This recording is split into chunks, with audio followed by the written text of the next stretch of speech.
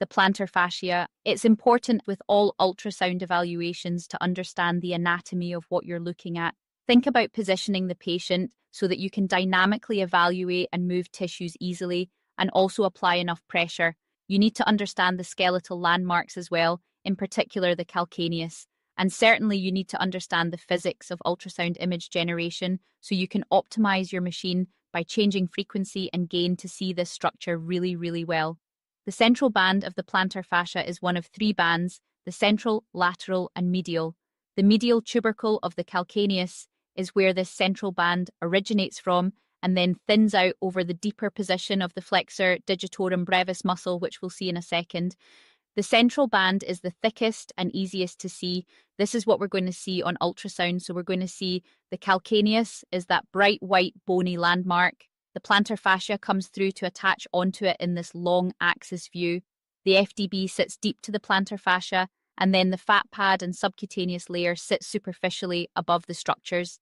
This is an example of pathology. A normal plantar fascia measuring less than 4 millimeters in thickness. This is what we're looking for. Significant changes in thickness that are easy to identify. And it's always useful to compare to the contralateral. This is a live scan now of the plantar fascia.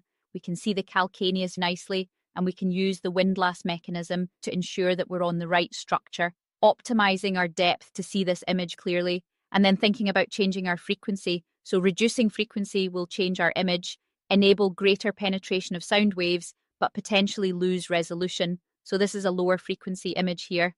We can see the plantar fascia very nicely, but we lose a little bit of that resolution. So I'm going to change my frequency back up, and you can see the plantar fascia there nicely onto the calcaneus. Certainly need to be applying a fair bit of probe pressure here as well to get enough echoes down to these structures, and think about that region where you're going to measure.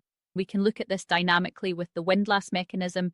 First, MTP joint extension dynamically tensions that up. Now we can go into short axis, which is a little bit trickier in some ways to see, highlighting that calcaneus, and on top of it you'll see the plantar fascia.